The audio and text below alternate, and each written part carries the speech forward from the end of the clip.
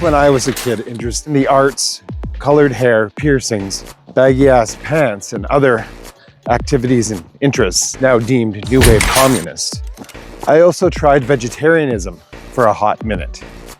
The doctors told me I was getting sick because my blood type is too old and far too dependent on meat consumption.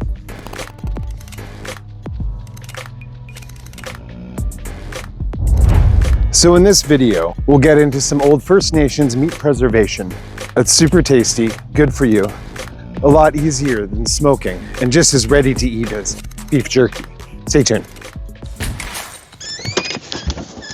Our first ingredient will be vinegar, a word which some leftist extremists are actually trying to get deemed racial and offensive, punishable by Bill C-9. Don't believe me? Look it up.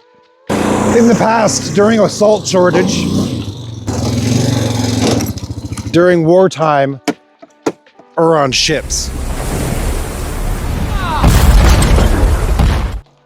Another desperate alternative for meat seasoning was gunpowder, which contains saltpeter, which is salty to taste and is a preservative. Also contains all kinds of other types of chemicals, which isn't so good for you, so don't do it. Just an excuse to light cannon fuse on camera.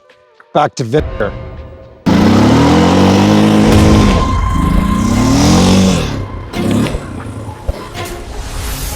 Easy, crap. You make learning fun. Kids, shut up. Best to use apple cider vinegar for its raw, natural, unfiltered form containing the mother. Though first, let's talk meat. In this case, we've used a simple store-bought beef roast that we've cut into thin strips. Now back to vinegar, which helps the process through its high acidity, creating an environment that is inhospitable to bacteria, mold, and yeast, thereby slowing down or halting spoilage. And for the purpose of this video, we're calling this container Ashley. Now that we've named our container, let's go ahead and lather in salt, which will extract moisture through osmosis and inhibit bacterial growth. And for seasoning, we're adding some freshly ground pepper, a little bit of coriander for some lemony zest. We're trying to keep it a little traditional old school saddlebag, though we will add some chili flakes. Feel free to add some Worcestershire sauce, soy sauce, experiment with it how you will. Once you've finished seasoning, set in a cool area to cure for 12 hours. Get them out of there. Grab them meat hooks and start hooking. And once all of your hooking's done, we'll set to hang dry for 7 days. Best to do this in a cool environment, and depending on the humidity, running a fan on it low might be a good idea. See you in 7.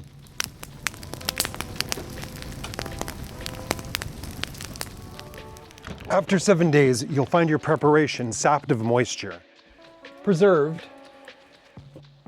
and ready to eat. Pretty much beef jerky minus the smoky flavor. Tossed into a breathable paper bag, pants of one can last 3 to 5 days.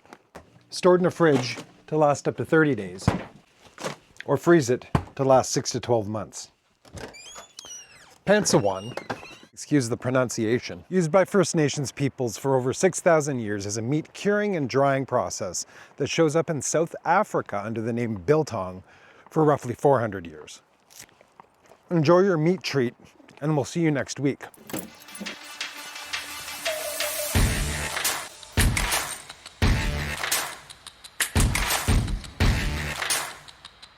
This is Easter.